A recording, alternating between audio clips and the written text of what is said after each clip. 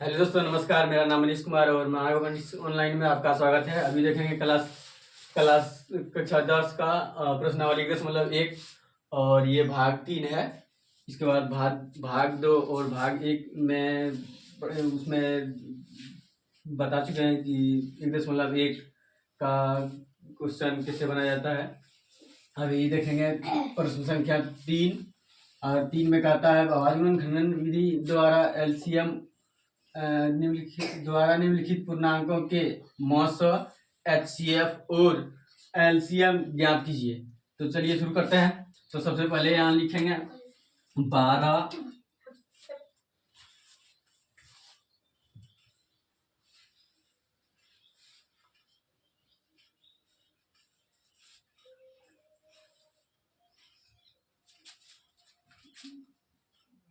का, तो यहाँ 12 का निकाल लेते हैं एलसीएम। 2 दूना 6 दूना 12, फिर 2 से 3 दूना 6, तो आ गया कितना इसका 2 2 3, 3 से 1, तो 2 गुने में 2 गुने में 3। ठीक है, अब निकालेंगे 15 का। 15 का क्या होगा, 15 का यहाँ निकाल लेते हैं। 15 का 3 से देंगे तो 5 दिया 15 और 5 एकम 5, तो आ गया 3 गुना 5, 21 का 21 का भी यहाँ निकाल लेते हैं। 3 7 7 1, तो आया 3 गुना 7। ठीक है, अब लिखेंगे यहाँ एच सी एफ 12 15 और 21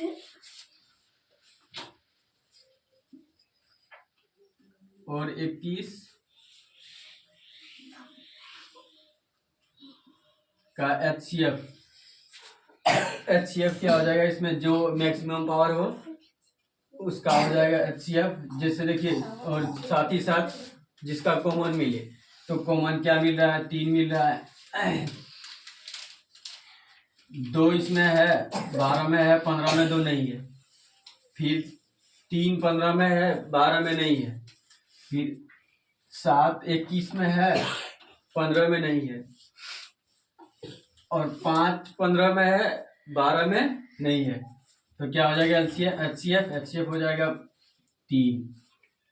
ठीक है, अब एलसीएम लिखेंगे। एलसीएम 12 15 21 और 21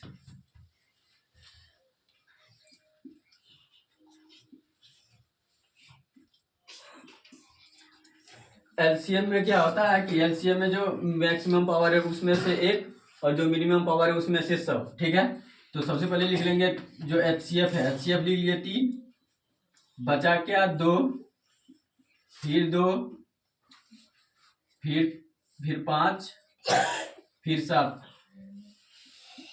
और इसको गुना करिए, आएगा 420। 3 दूना 6, 6 दूना 12 और 12 पंचे 60, 60 सत्ते 420।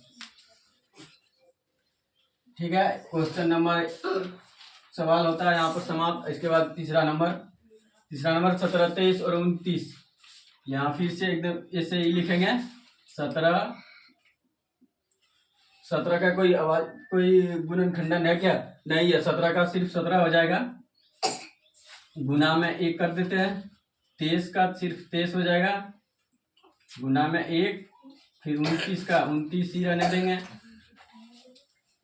गुना में 1। अब लिखेंगे एचसीएफ बराबर एचसीएफ 17 23 और 29 बराबर में 1 का, जिसका कोई वैनिष्ट नहीं हो उसको वो इसमें नहीं आ रहा है, तो क्या हो जाएगा एचसीएफ 1। और ये 1 कॉमन आता है तीनों में, तो हो जाएगा इसका एचसीएफ 1। स्थिति में जो जिसका गुणनखंडन हो ही नहीं, इस स्थिति में गुणनखंडन इस स्थिति में क्या कहते हैं, ये HCF हो जाता है 1। इसके बाद लिखेंगे LCM 17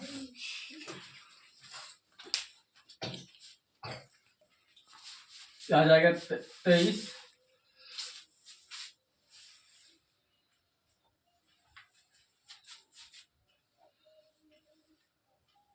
और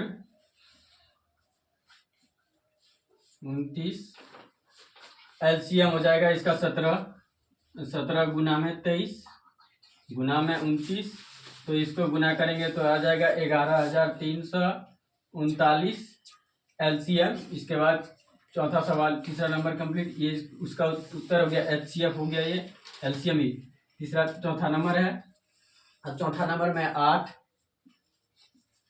का सेम वैसे ही करेंगे तो 8 का हो जाएगा गुणनखंडन 2 गुना 2 गुना 2, तो 9 का हो जाएगा 3 गुना 3 और 25 का हो जाएगा 5 गुना 5।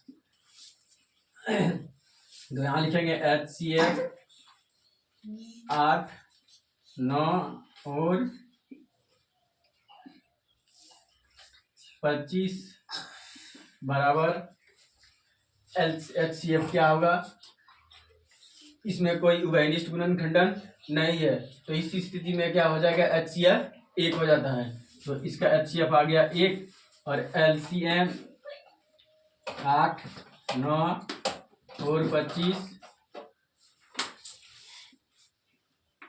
का हो जाएगा LCM 2 गुना में 2 गुना में 2 गुने में 3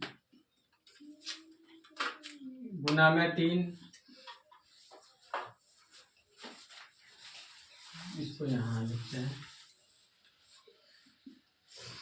2 गुना में 2 गुना में 2 गुना में 3 गुना में 5 गुना में 5। अब इसको क्या करेंगे, गुना कर देंगे, तो 2 दूना 4 4 दूना 8 8 दूना 16 16 16 पंचे 80 और 80 पंचे हो जाएगा आपका 1800। जैसे 5 गुना 10 5 गुना 10 आ गया 100 और सॉरी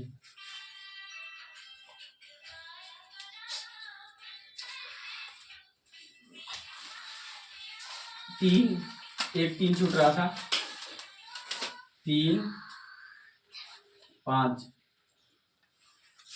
2 दूना 4 दूना 8 8 तिया 24 तिया 72 पंचे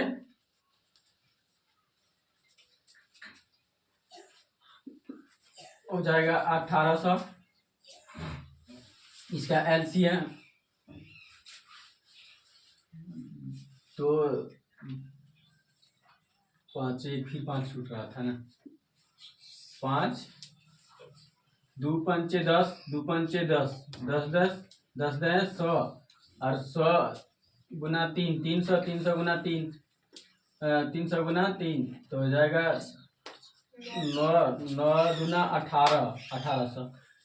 ठीक है, क्वेश्चन नंबर प्रश्नावली 1.1 का प्रश्न संख्या 3 हुआ यहीं पर कंप्लीट। अब मिलेंगे नेक्स्ट वीडियो में प्रश्न संख्या 4 को लेके। ठीक है, धन्यवाद।